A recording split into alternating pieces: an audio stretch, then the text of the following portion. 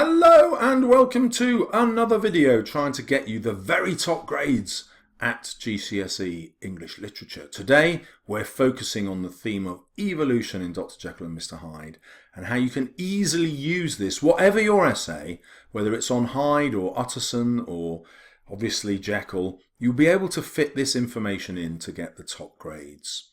Let's start with our first two quotations. I sat in the sun on a bench, the animal within me licking the chops of memory, the spiritual side a little drowsed, promising subsequent penitence, but not yet moved to begin. So here, Jekyll is describing the moments before turning into Hyde. And he likens Hyde as the animal within.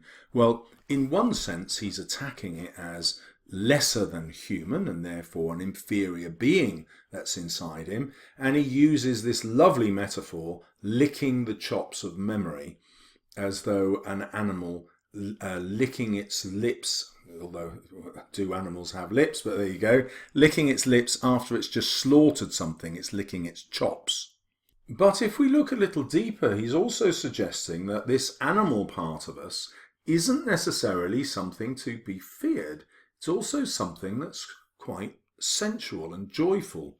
I sat in the sun on a bench. So look at the sibilance there and how wonderful that sounds. I sat in the sun. It sounds really lovely. It's something that we all do on holiday, or even when the sun comes out in the school playground. You know, you'll see people slowing down and just enjoying the sensations of being in the sun.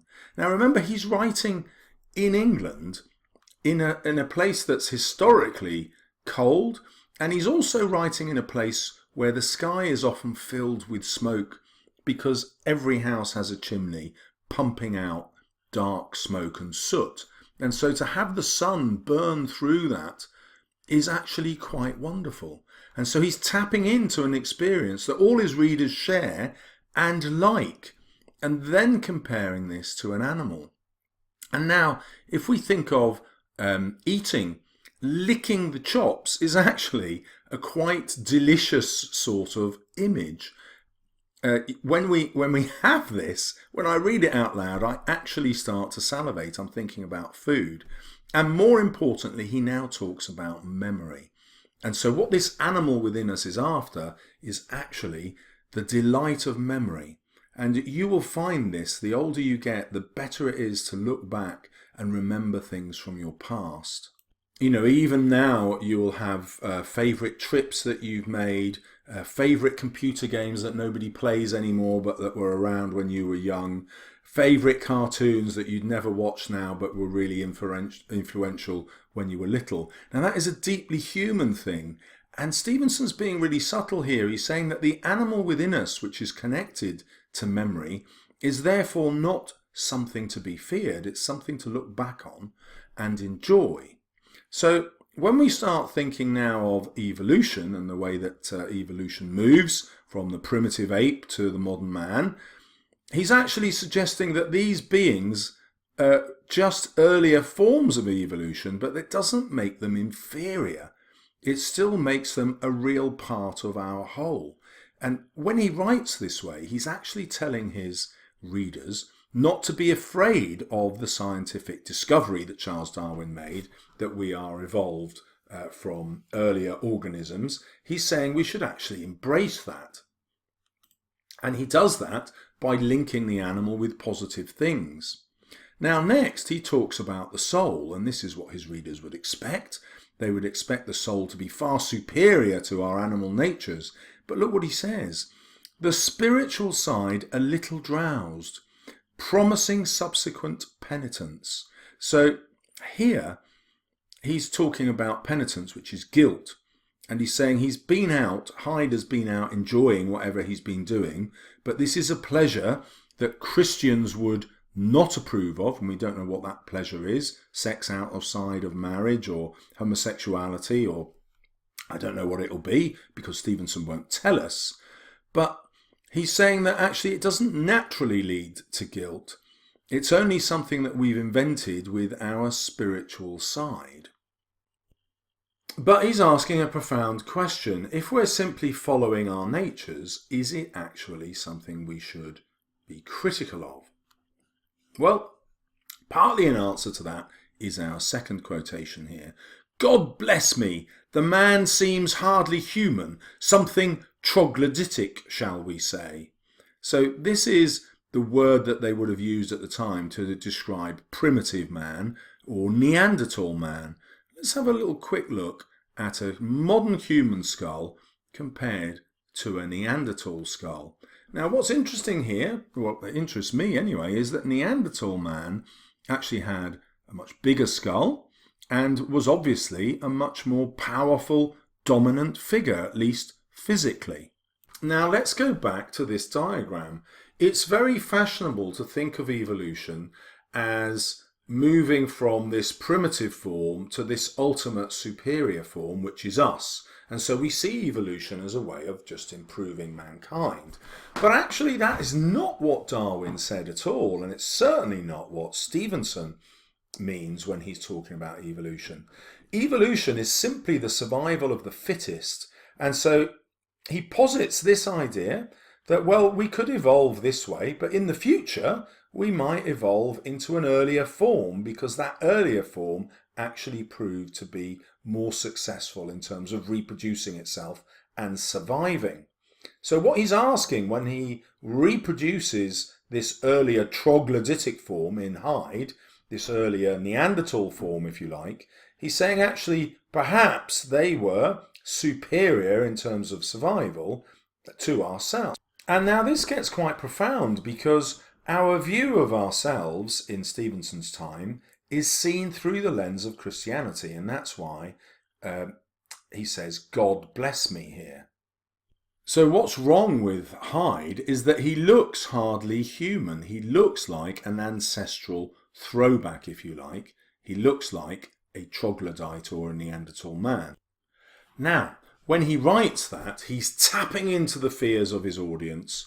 Many devout Christians were hugely upset with the theory of evolution because it implied that the Earth was far older than 6,500 years, which is the time scale of the Bible, and therefore it invited the readers to see the Bible as a metaphor rather than actual historical fact. And many Christians just couldn't accept this. They'd always believed the Bible to be factually correct and a historical document as well as a spiritual one. And so once Darwin came along and showed that human beings had evolved in a way that was contradictory of Genesis, suddenly it undermined their very faith in God and Christianity.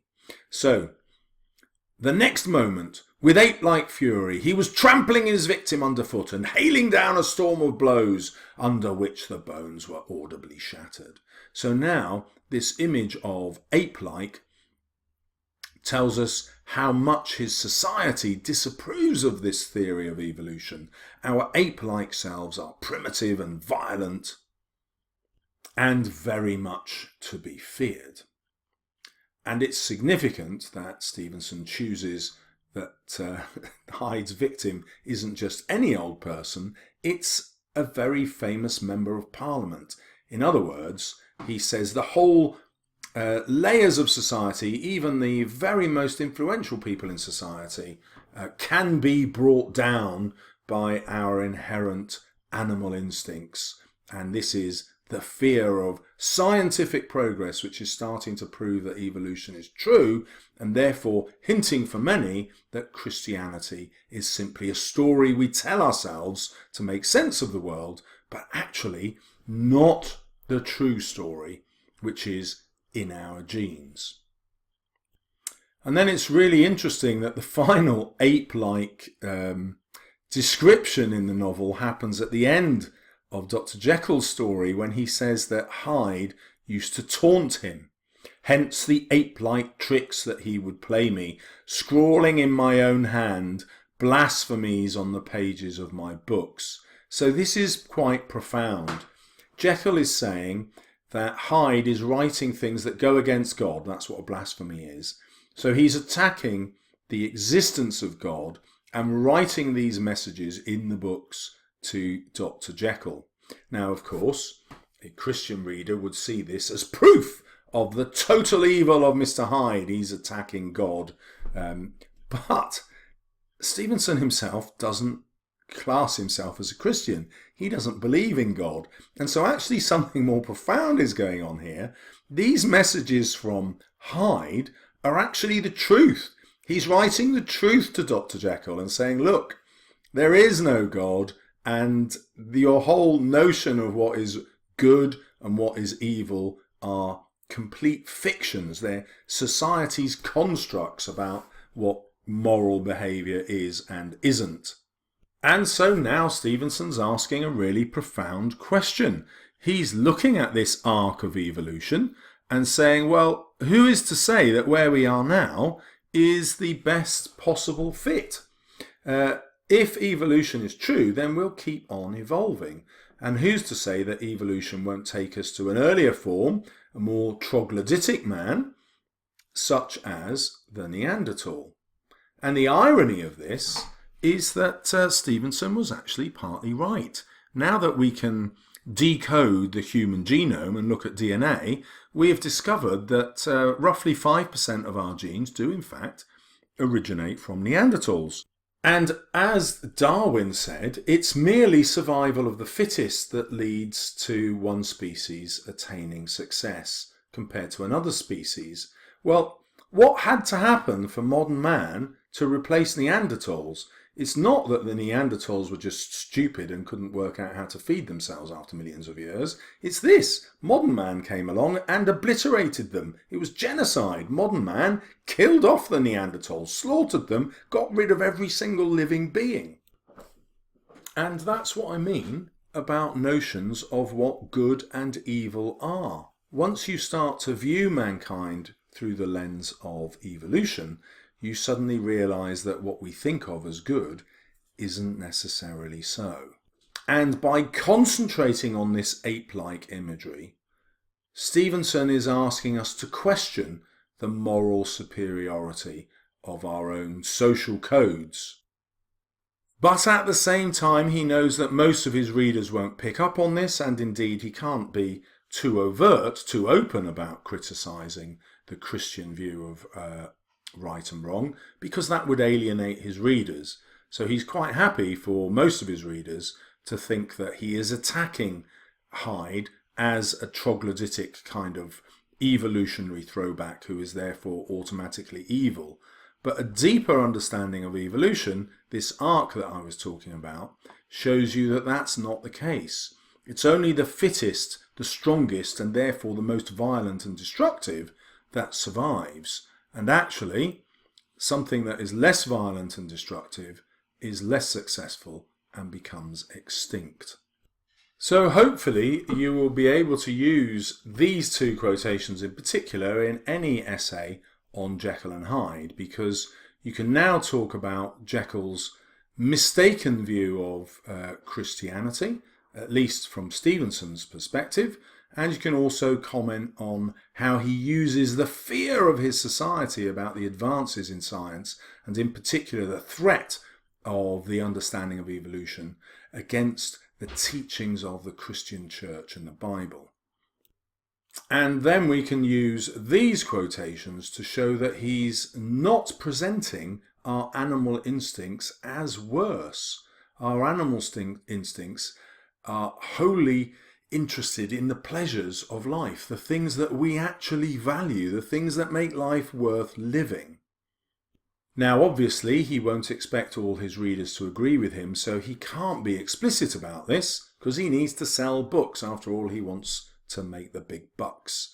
But you now have sophisticated ways of interpreting the events of this novel, which will take you into the very highest grades. Thank you very much. No monkeys were harmed in the making of this video, and if you would like more, don't forget to subscribe. See you soon on my channel.